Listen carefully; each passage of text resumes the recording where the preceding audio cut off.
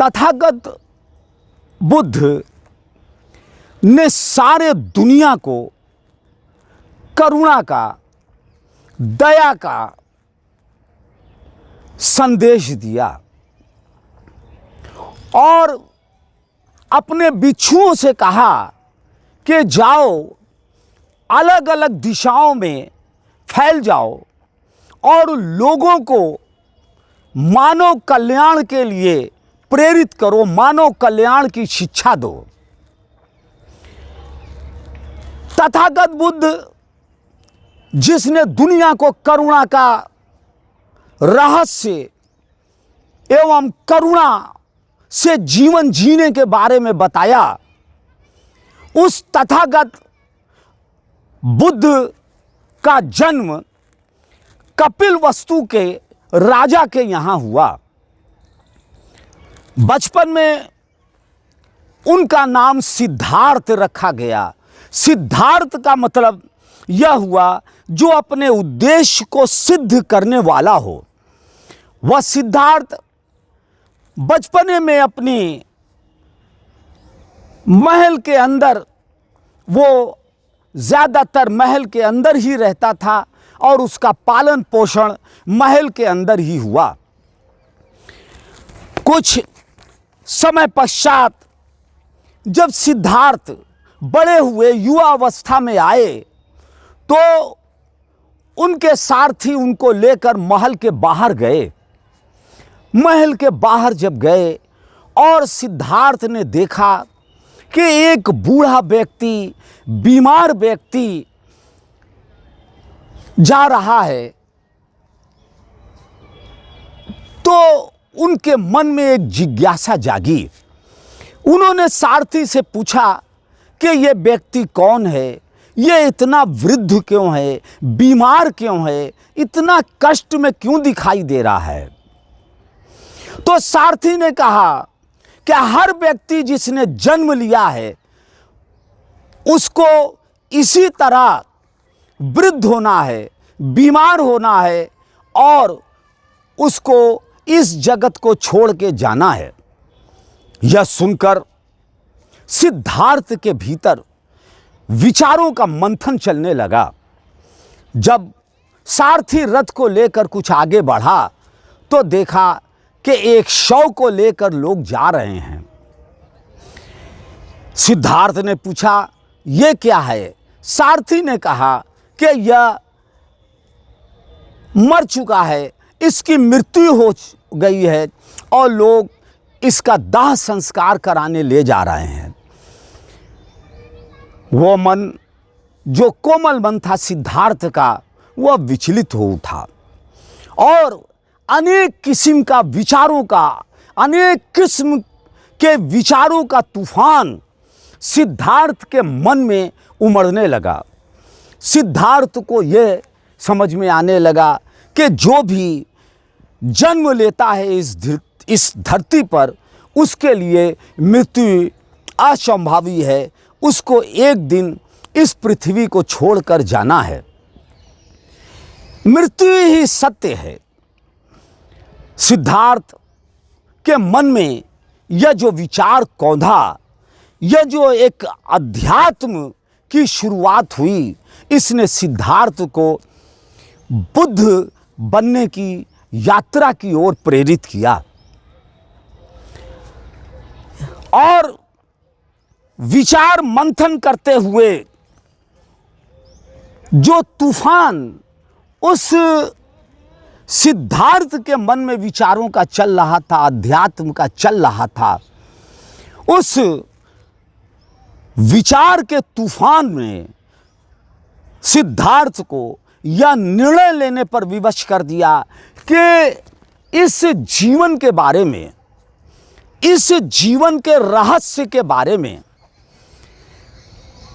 जीवन और मृत्यु के कारण के बारे में, दुख क्यों है, दुख का कारण क्या है, दुख का निवारण क्या है, आखिर इससे जन्म और मृत्यु से निर्वाण की प्राप्ति कैसे हो सकती है, मोक्ष की प्राप्ति कैसे हो सकती है, इन सारे प्रश्नों को हल करने के लिए जो एक उत्सुकता जागी सिद्धार्थ के मन में।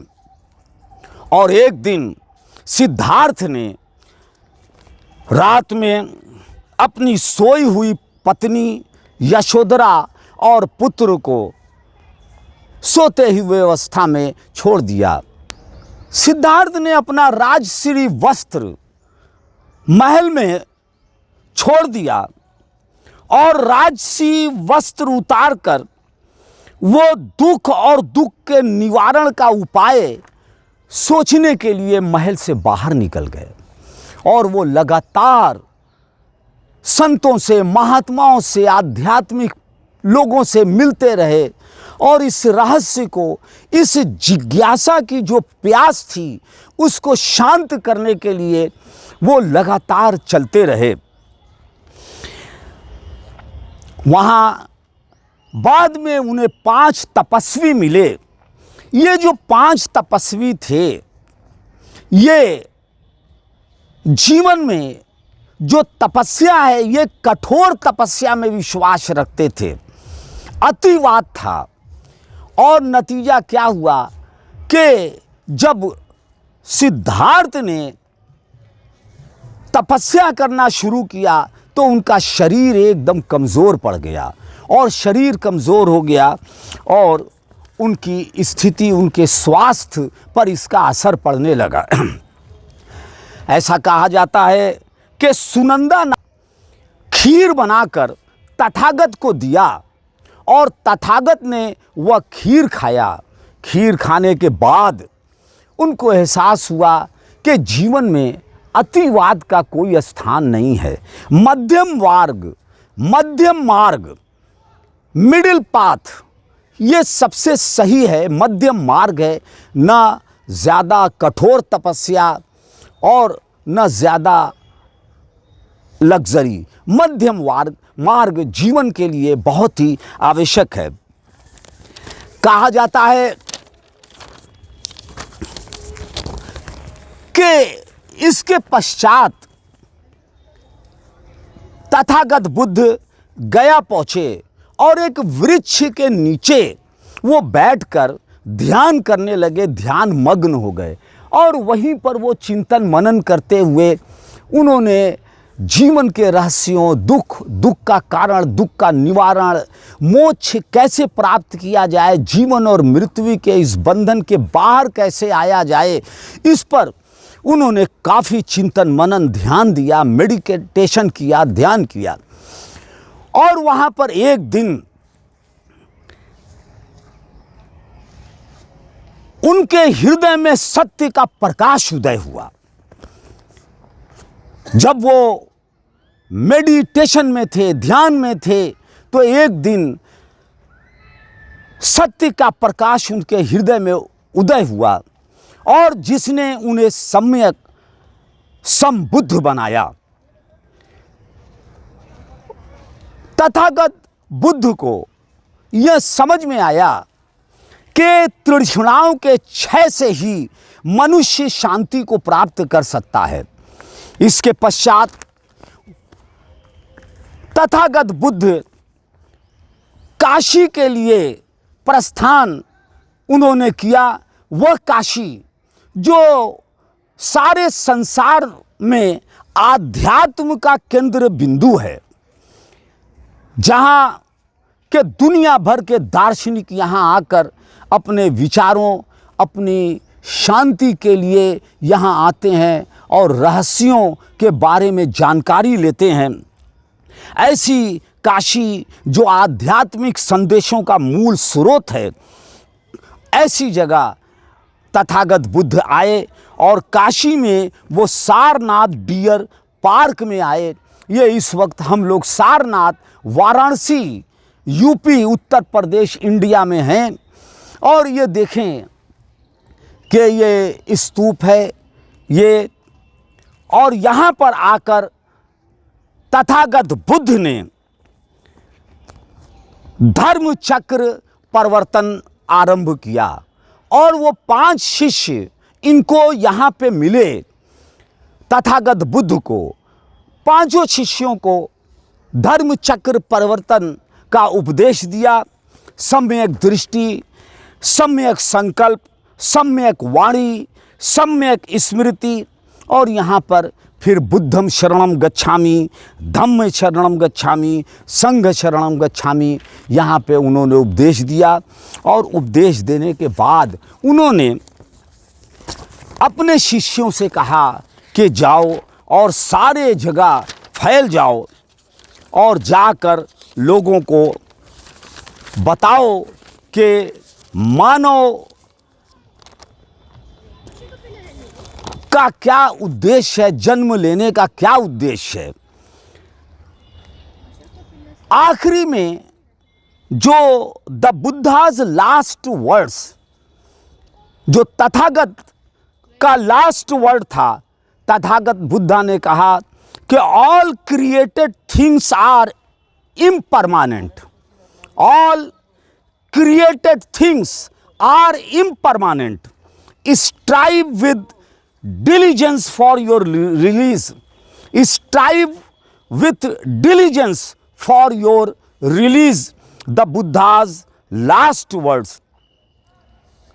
तथागत ने कहा कि हे भिक्षुओं, अब मैं तुम्हें कहता हूं कि संसार की सभी उत्पन्न वस्तुएं नाशवान हैं, अतः तत्परता से अपने लक्ष्य का संपादन करो।